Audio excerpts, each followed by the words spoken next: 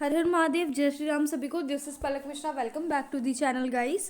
So today I am going to discuss status. ये BA first semester sociology का बहुत ही important topic है। पूछा भी जाता है 5 नंबर में मैक्सिमम, ठीक है। और 2 नंबर में इसका डिफिनीशन भी पूछ देता है कभी कभी। सो आइए देखते हैं।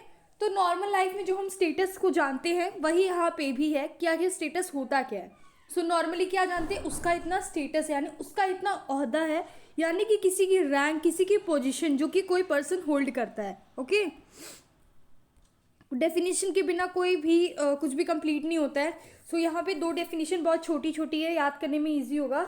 ऑकबर्न एंड निमकॉफ ने स्टेटस की एक डेफिनेशन दी। उन्होंने क्या बोला, status is a rank order, यानी स्टेटस एक टाइप का रैंक है, ऑर्डर है या फिर पोजीशन है जो कि असाइन किया गया है by a group to a role, to set of roles. जैसे जैसे आप जब आपको कोई स्टेटस दिया जाता है, कौन देता है, एक पर्टिकुलर असाइन किया जाता है आपको वो status to by a group, है ना, टू अ रूल और अ सेट ऑफ रूल्स। इसका मतलब देखिए, जैसे आपको मैंने कोई स्टेटस दिया, अगर आप सपोज दैट किसी या किसी एरिया के डीएम है या फिर एसडीएम है, वो आपको सौंपा गया है, आपका स्टेटस आपको असाइन किया गया है, और उस स्टेटस के लिए आपके जो जो रूल्स हैं या फिर सेट ऑफ रोल्स हैं, रोल्स जैसे आपको क्या क्या कार्य कराने हैं एज ए डीएम के लिए, उसके जो एरिया है उसमें उसने कितने वर्क करा है, उसको क्या क्या, मतलब जो जो आपको वर्क दिया गया है, सेट ऑफ रोल्स दिए गए कि आपके ये होने चाहिए, वो चीज़ हो गई उसकी रोल। जैसे मान लो एज अ टीचर है, आपका टीचर या फिर प्रोफेसर होना एक स्टेटस है, लेकिन आपके जो वर्क्स होंगे आपको स्टेटस पे कुछ वर्क्स भी मिलते हैं या फिर सेट ऑफ रोल्स मिलते हैं कि एज अ टीचर कौन सा रोल आप प्ले कर रहे हो, है ना। कि कोई डिस्प्यूट अराइज होगी आपकी क्लासरूम में, फिर आपका अलग रोल हो जाएगा, समझ में आया? कोई प्रॉब्लम आपको बच्चों की सॉल्व करनी, उसके लिए आपका डिफरेंट रोल हो जाएगा। यानी आपका स्टेटस तो टीचर है, लेकिन आप बहुत रोल प्ले कर रहे हो, है ना। एक टीचर, अगर मान लो आपका स्टेटस टीचर है या फिर एक क्लास टीचर है, तो उस टाइम पे भी आपका रोल होता है कि आपको डायरी मेंटेन करनी है, अटेंडेंस मेंटेन करनी है, पीटीएम हैंडल करना है, समझ में आया। सो आपके रूल्स उसके अकॉर्डिंग होते हैं, जितनी बड़ा स्टेटस उतनी ज़्यादा रूल्स या फिर वर्क्स।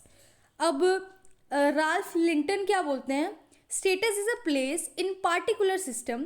स्टेटस इस तरह का प्लेस होता है ना, जो एक पार्टिकुलर सिस्टम में होता है, which a certain individual occupy at a particular time, यानी जिसमें कुछ सर्टेन कोई इंडिविजुअल उस प्लेस को यानी उस जगह को ऑक्यूपाई करता है एट अ पर्टिकुलर टाइम। इन्होंने भी बेसिकली स्टेटस का यही मतलब बताया। जैसे अगर आप आईएएस हो तो आपकी स्टेटस बहुत ऊंची है, आपको सबको पता है कि भाई आईएएस के पास इतनी पावर होती है, समझ में। आपका एक प्लेस है ना, status is a place in a particular system which a certain individual occupy, यानी आप अगर आईएएस हो तो आपने वो सर्टेन प्लेस ऑक्यूपाई की है पर्टिकुलर टाइम के लिए, समझ में आया। इन्होंने ये डेफिनेशन दिया है एक्सप्लेन करने के लिए आखिर स्टेटस होता क्या है।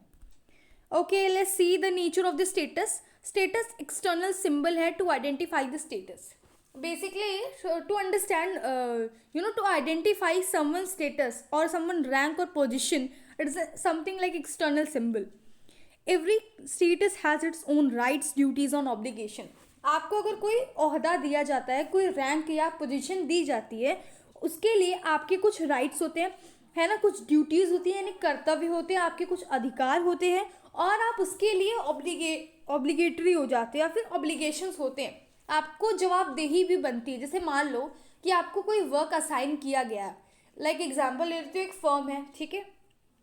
अब जो फर्म है वो बॉस, मान लो कोई पर्सन बॉस है, वो मैनेजर को अपना वर्क दिया कि तुमको इतनी सेल्स इस महीने में करवानी है अपने एम्प्लॉय से।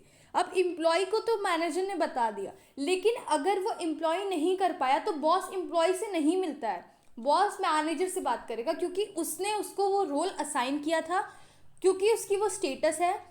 तो जो उसकी जवाबदेही किसकी होगी, मैनेजर की होगी, तो मैनेजर को जवाब भी देना पड़ेगा, यानी कि आप उसके लिए, आपको अधिकार भी है कि आप उससे कितना काम करवाओ, आपको कुछ ड्यूटीज़ भी असाइन है, आपके कुछ कर्तव्य भी हैं कि आपको उसको करना होगा, और तो और आपको जवाबदेही भी देनी होगी। जैसे मान लो कोई पर्सन है, वो कोई भी रोल या कोई भी स्टेटस अगर ऑक्यूपाई करता है, तो फिर उसको अपने जो स्टेटस के प्रति भी जवाबदेही होनी लगे। मान लो मैं कोई गलत काम करता हूँ, है ना। तो मुझे अपने ऊपर भी लोगों को देना होगा जवाब, समझ में आया। जैसे हर पर्सन जब भी कोई गलत काम करता है, जैसे आपको अपने घर में पोछा लगाने के लिए बोल दिया गया है ना, आपकी अगर मम्मी एग्जाम्पल कि आपको बोली है कि देखो तुम्हें इस टाइम तक पोछा लगाना है, और आपकी मम्मी आ रही हैं, सपोज दैट अभी 10 बज रहा है, बोली है कि हम 3 बजे आ जाएंगे, बहुत लंबा टाइम हो गया ना।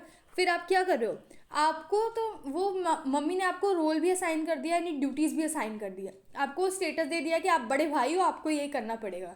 तो अब आपका क्या होगा, अगर आप पूरा टाइम फ़ोन चलाएं या फिर काम खेलें कूदें सब कुछ करें लेकिन वो काम ना करें, भले ही आप मान लो करना भी चाहें, तब कोई डिफ़िकल्टी आ गई हो और आप नहीं कर पाए वो काम, सपोज दैट आपका दोस्त आ गया आपको बाहर लेके चला गया, फिर वापस आए तो देखे 3 बज रहे, अब तो मम्मी आ रही होगी, और जैसे ही मम्मी ने आपसे पूछा तुम्हारा काम क्यों नहीं हुआ, तो तुम जवाबदेही होगी। या इस केस में सबसे बेस्ट एग्जांपल ये होगा कि आप तो बड़े भाई हो, लेकिन आपके जो 2 छोटे भाई हैं उनसे आपने कहा कि तुम्हें पोछा लगाना है, मैं तो बाहर जा रहा हूँ, 3 बजे से पहले हो जाना चाहिए, और वो छोटे बच्चे यानी जो छोटे आपके भाई बहन हैं उन्होंने नहीं किया, फिर आपको ही मम्मी पूछेंगी ना, जवाबदेही किसकी होगी, आप बड़े भाई हो, आपको वर्क असाइन किया गया था, आपकी ही जवाबदेही होगी। समझ में आया। Social statuses are governed by norms. Norms क्या होते हैं, कुछ सेट ऑफ रूल्स होते हैं, समझ में आया। तो इस जो सेट ऑफ रूल्स होते हैं वो सोशल स्टेटस क्या होता है, गवर्न होता है, यानी आपकी जो स्टेटस है, आपको जो भी पोजीशन हेल्ड की गई है वो कुछ रूल्स एंड रेगुलेशन के तहत गवर्न की जाती है। One day individual may have several statuses. मैं एज अ पर्सन लाइक मैं ही हूँ, मैं एक स्टूडेंट भी हूँ, ठीक है, और मैं क्लास रिप्रेजेंटेटिव भी हूँ, मैं काउंसिल मेंबर में भी हूँ, सपोज दैट मैं लिटरेरी क्लब की हेड हूँ, एग्जाम्पल लेती हूँ मैं। तो अब क्या होगा बताइए, मेरा स्टेटस डिफरेंट है ना। जैसे आपका स्टेटस डिफरेंट है, एक इंडिविजुअल का डिफरेंट स्टेटस हो सकता है ना, समझ में आया।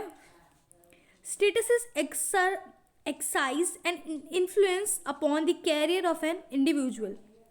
करियर ऑफ एन इंडिविजुअल, देखिए जो स्टेटस होता है वो क्या करता है, इन्फ्लुएंस करता है किसी पर्सन के कैरियर पे या फिर करियर पे। एज यूजुअल जैसे स्टेटस आपको एक्साइज किया गया है, तो वो क्या हो रहा है, आपकी पर्सनालिटी पे, आपके करियर पे इन्फ्लुएंस करेगा ही करेगा, है ना। जैसे सपोज दैट एग्जांपल ले लेती हूँ कि आपको एक स्टेटस मिल गया है कि भाई आप हेड गर्ल हैं या फिर हेड बॉय हैं अपने स्कूल या फिर कॉलेज के। तो मान लो आप स्कूल के हेड गर्ल हैं या फिर हेड बॉय हैं, तो अब आपको क्या करना है, आपका जो पर्सनालिटी होगा, आपका जो करियर होगा, वो इससे इन्फ्लुएंस ज़रूर होता है। जैसे मान लो कोई लीडर पर, मतलब जैसे हर क्लास में कुछ ऐसे स्टूडेंट्स होते हैं जिनको लीडरशिप की क्वालिटी होती है, और वही टीचर एक पहचानता है और उसी बच्चे को वो चीज़ असाइन करता है, ड्यूटी। मान लो आप पब्लिक स्पीकर हो, आपको कोई ऐसा वर्क असाइन किया गया जो आप बहुत अच्छे से कर सकते हैं, तो आपको कौन सा वर्क असाइन किया जाएगा, कोई अनाउंसमेंट देने के लिए। हेड गर्ल हो गया, जो किसी को बोल सके, ऐसा नहीं है कि आप खुद बोल ही नहीं पा रहे हैं, सामने वाला कुछ कह के चला गया, तो ऐसे पर्सन को हेड गर्ल हेड बॉय नहीं बनने दिया जाता है। क्यों? क्योंकि आपकी कम्युनिकेशन स्किल परफेक्ट होनी चाहिए, ठीक है। तो क्यों? क्योंकि आपका करियर भी उसी हिसाब से मोल्ड होते रहता है। जैसे मेरे अंदर लीडरशिप क्वालिटी है, तो कहीं ना कहीं मेरे जो करियर होगा, जो भी मेरी लाइफ में होगा, मेरे अंदर वो क्वालिटी एग्जिस्ट करेगी, इन्फ्लुएंस करेगी ही करेगी, क्योंकि मैंने मेरी लाइफ में पास में बहुत सारी चीज़ें की हैं। जैसे मान लो अभी पहले आप पुलिस का जॉब कर रहे थे, फिर बाद में आप टीचिंग लाइन में आ गए, तो पुलिस की जॉब करते करते आपने बहुत स्ट्रिक्टनेस दिखाई, तो वो आपके जो आपका स्टेटस था पुलिस का, वो आपकी इतना इन्फ्लुएंस डाल दिया आप इंडिविजुअल पे कि जब आप प्रोफेसर भी बन के जाएंगे तो आप बहुत स्ट्रिक्ट पर्सन रहेंगे, बहुत स्ट्रिक्ट आपकी पर्सनालिटी शो करेगी, रिफ्लेक्ट करेगी। क्यों? क्योंकि आपने वो काम किया है, आपके ऊपर इन्फ्लुएंस आ गया है, समझ में आया। उस स्टेटस का इन्फ्लुएंस ज़रूर आता है। Differ with the degree of importance. जो स्टेटस होता है वो डिग्री ऑफ इंपॉर्टेंस से डिफर करता है। जैसे डिफरेंट स्टेटस होते हैं लाइफ में, मतलब दुनिया में जो भी आप प्लेस देख रहे हो, पोजीशन देख रहे हो, वो एक के ऊपर एक हायरार्की बना के चलता है ना। सो ये क्या करता है, वो डिग्री ऑफ इम्पॉर्टेंस से ही डिफर करता है। एक IAS, ठीक है, वो सबसे बिग पोजीशन पे होता है, उसकी इंपॉर्टेंस कितनी होती है, और मान लो कि SDM है, उसकी इंपॉर्टेंस कितनी होती है। इनकी डिग्री ऑफ इम्पॉर्टेंस में डिफरेंस है, यानी इंपॉर्टेंस अपनी दोनों लेवल पे है, पावर भी थोड़ा डिफरेंट है, यानी IAS का पावर अलग है, SDM का पावर अलग है, समझ में आया। तो इनकी इंपॉर्टेंस पे डिफर करती है, इनकी स्टेटस यानी स्टेटस इंपॉर्टेंस पे डिफर करती है, डिग्री ऑफ इम्पॉर्टेंस, है ना। फिर देखिए act to a social order and social stability, यानी ये जो स्टेटस होता है वो क्या करता है, सोशल ऑर्डर बनाने में, सोशल स्टेबिलिटी बनाने में हेल्प करता है, मदद करता है। अगर आपको कोई स्टेटस असाइन किया गया, आप कोई पोजीशन हेल्ड करते हो, तो आप क्या करोगे, सोशल ऑर्डर यानी जो भी रूल्स रेगुलेशंस है उसको बनाने में, फॉलो करने में हेल्प करोगे और सोशल स्टेबिलिटी बनाओगे, है ना। यानी स्टेबिलिटी बनाएंगे आप समझ लीजिए कि आप एक तरीके से वो कर रहे हैं, लाइक या आपको बैलेंस बना के चलना है ना, स्टेबल रहना है आपको। सोशल ऑर्डर, जैसे मान लो कोई पर्सन है जो कि कोई गवर्नमेंट जॉब कर रहा है, एग्जाम्पल ले लेती हूँ मैं, कोई एसडीएम ही है, उसको सोशल ऑर्डर बना के चलनी है, उसको स्टेबिलिटी बना के चल रही है अपनी एरिया में, अपने डिवीजन में, समझ में आया। तो स्टेटस क्या करता है, सोशल ऑर्डर और सोशल स्टेबिलिटी को बनाता है। और ये एक हायरार्कियल डिस्ट्रीब्यूशन है, जैसे कि मैंने पहले ही बताया कि ये क्या होती है, एक हायरार्की होती है, अपनी डिग्री ऑफ इम्पॉर्टेंस ये डिफर करते हैं और एक हायरार्की में चलते हैं, है ना। जैसे हम लोग बोलते हैं ना कि एक के ऊपर एक है, एक के ऊपर एक है, यानी मान लो कि एसडीएम है, फिर डीएम हो गया, देन आफ्टर हम लोग बोलते हैं कि आईएएस हो गया। तो समझ में आया, ये एक हायरार्की होती है। Okay, I hope you understand. Basis of status, Secord and Backman, I think it is Backman, यहाँ पे स्पेलिंग मिस्टेक है, BUCK। अच्छा देखिए, स्टेटस के बेस जो है यहाँ पे बताए गए हैं, 3 बेस दिए गए हैं। किसने ये जो 3 बेस दिया है उनका नाम है सेकॉर्ड एंड बकमैन, BUKMAN, यहाँ पे स्पेलिंग मिस्टेक है। सो आइए देखिए उन्होंने क्या बेसिस दिया, यानी स्टेटस के उन्होंने क्या बेसिस दिए। पहला उन्होंने कहा capacity of an person for rewarding those with home he interact, यानी उस पर्सन की कैपेसिटी को क्या करते हैं, rewarding those with home he enact, यानी बेसिकली वो पर्सन जिससे बात करता है उसकी कैपेसिटी उसको रिवॉर्ड देने की, है ना। रिवॉर्ड यानी कि जब हम किसी को अप्रिशिएट करने के लिए कुछ देते हैं। Second, the extent to which he is receiving award, यानी उसकी लिमिट कि उसका जो रिसीव करने का अवार्ड है, what are actually the limit behind it, and the type of cost he incur and his investment, और वो कितना कॉस्ट इनकर कर रहा है, एक्चुअल में उसकी इन्वेस्टमेंट कितनी है।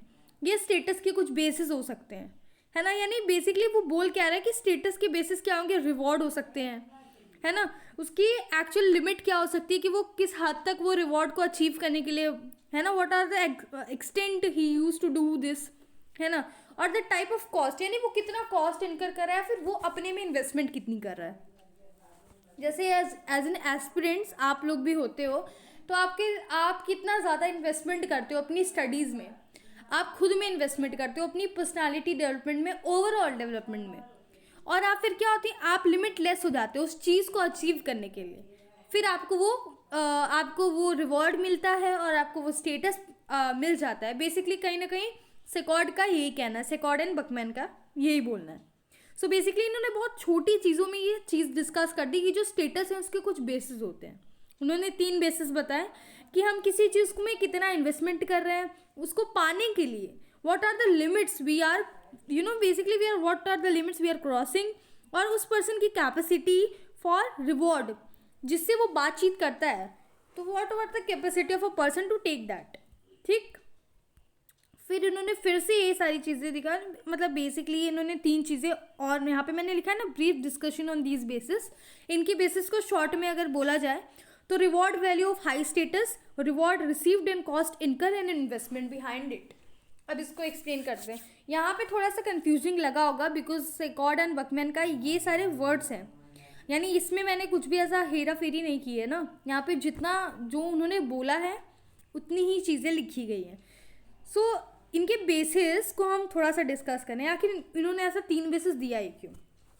यानी जो स्टेटस के जो बेसिस है वो क्या है, reward value of high status, यानी जिसके जितनी स्टेटस होती है हाई, उसका जो रिवॉर्ड वैल्यू होता है वो क्या होता है, हाई होता है।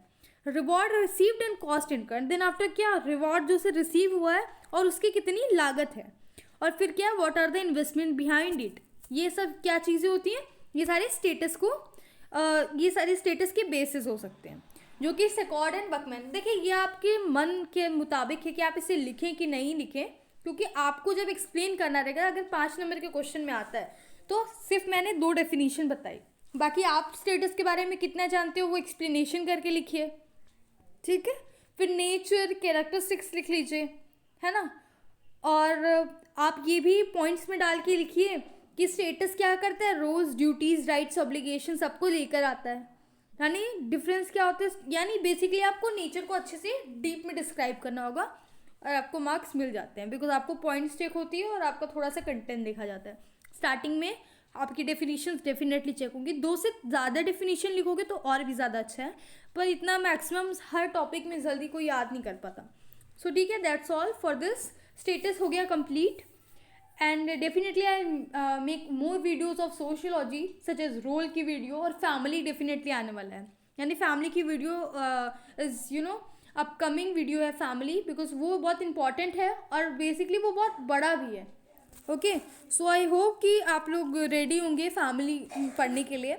Thank you so much for watching this video. अगर कोई भी डिस्कस किया हुआ अगर नहीं समझ में आता है, you can comment me. Okay, bye bye guys, जय श्री राम।